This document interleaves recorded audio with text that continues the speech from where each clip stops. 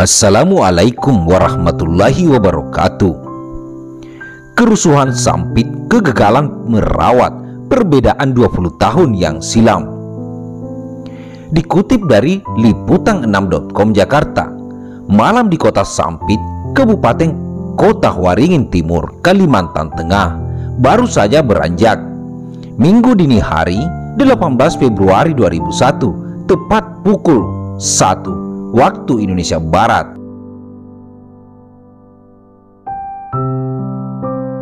Ada sekelompok warga Dayak menyerang rumah seorang warga Madura bernama Matoyo di Jalan Padat Karya. 4 orang meninggal dunia dan 1 orang luka berat akibat serangan itu, semua warga Madura.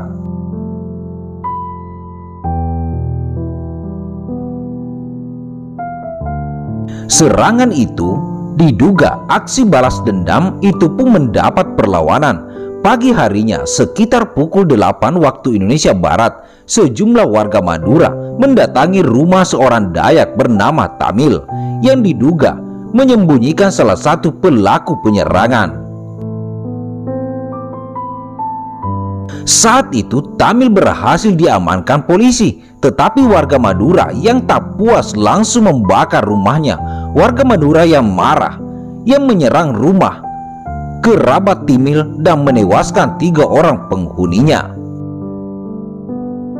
Selang beberapa lama, tepatnya pukul 12 waktu Indonesia Barat, pasukan Brimob Polda Kalimantan Selatan sebanyak 103 personil dengan kendali BKO Polda Kalteng tiba di Sampit. Puluhan tersangka tidak berkutik dan barang bukti bersenjata tajam kemudian dibawa ke Polda Kalimantan Tengah di Palangkaraya. Namun situasi tak kunjung kondusif.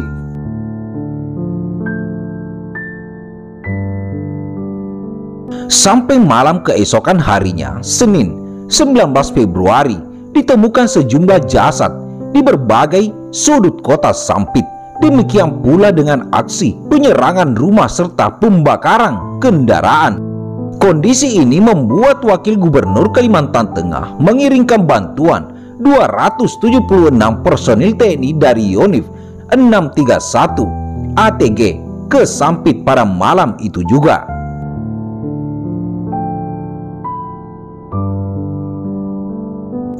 Yang jelas, pada 18 dan 19 Februari 2001, kota Sampit sepenuhnya dikuasai warga Madura. Selama 2 hari sejak penyerangan rumah Matoyo, warga Madura berhasil bertahan, bahkan berani melakukan sweeping terhadap pemukiman-pemukiman warga Dayak.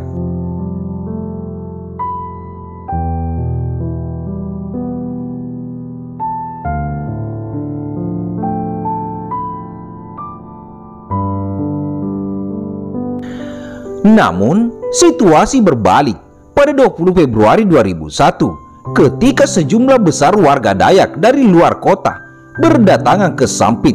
Warga Dayak pedalaman dari berbagai lokasi daerah aliran sungai Das, Mentaya seperti Surayan, Ratua Palut, Pengerangan, dan Katingan Hilir, bahkan Brito berdatangan ke kota Sampit melalui hilir sungai Mentaya dekat pelabuhan. Ratusan warga Dayak itu lalu menyusup ke daerah Bamang dan sekitarnya yang merupakan pusat pemukiman warga Madura.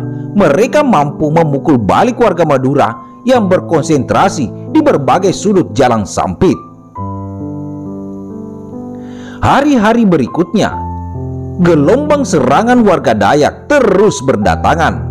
Bahkan sebelum menyerang, seorang tokoh atau panglima Dayak dikabarkan lebih dahulu membekali ilmu kebal kepada pasukannya. Karena itu, saat melakukan serangan biasanya mereka berada dalam alam bawah sadar. Bahkan mereka juga dibekali indera penciuman tajam untuk membedakan orang Madura dan non orang Madura.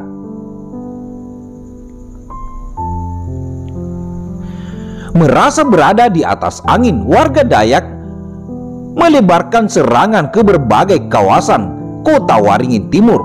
Warga Dayak pun praktis menguasai hampir seluruh wilayah di Kalimantan Tengah kecuali Pangkalan Bun yang tetap aman karena hampir tak ada warga Madura yang tinggal di tempat itu.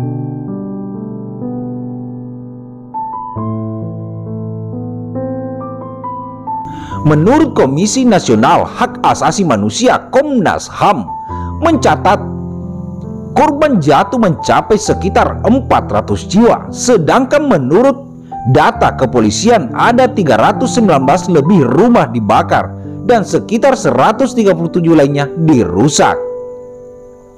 Sementara menurut data dari Polres Kota Waringin Timur, sejumlah korban meninggal dari kedua belah pihak. Kerusuhan Sampit ada 315 orang, sejumlah rumah yang dibakar 583 dan dirusak 200, sementara 8 mobil dan 48 sepeda motor dirusak. Selain itu, banyak juga cerita memilukan dari mereka yang selamat.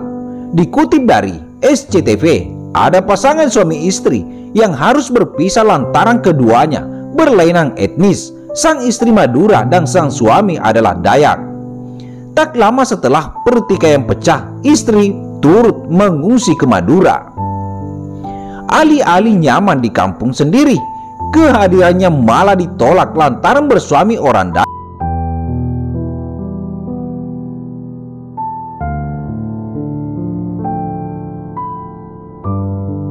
Kini ibu muda yang tengah hamil tua terpaksa diungsikan ke Banjar, sedangkan suami tetap di kampungnya. Akibat kerusuhan ini pula tercatat sekitar 33.000 orang berlindung di tempat-tempat penampungan dari lebih dari 23.800 warga berdatangan diungsikan keluar Kalimantan secara bergiliran. Mereka dievakuasi menggunakan kapal-kapal milik TNI. Kerusuhan Sampit yang menjalar hingga ke segala penjuru Kalimantan Tengah itu benar-benar berakhir sekitar pertengahan Maret. Untuk memperingati hari konflik ini dibuatlah perjanjian damai antara suku Dayak dan suku Madura.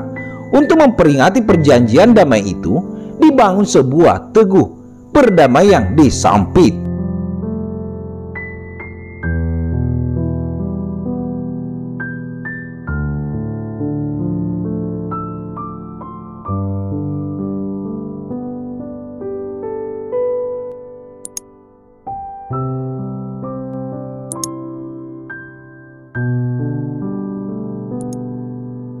Nah, itulah tadi guys. Mudah-mudahan apa yang kami informasikan dapat bermanfaat.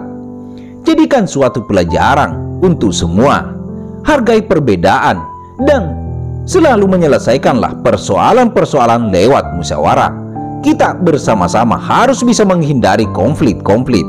Karena pada intinya kita semua di bawah naungan NKRI, Negara Kesatuan Republik Indonesia. Kami dari Faktual News pamit undur diri. Sekian dan terima kasih. Wabillahi taufiq wal hidayah. Wassalamualaikum warahmatullahi wabarakatuh.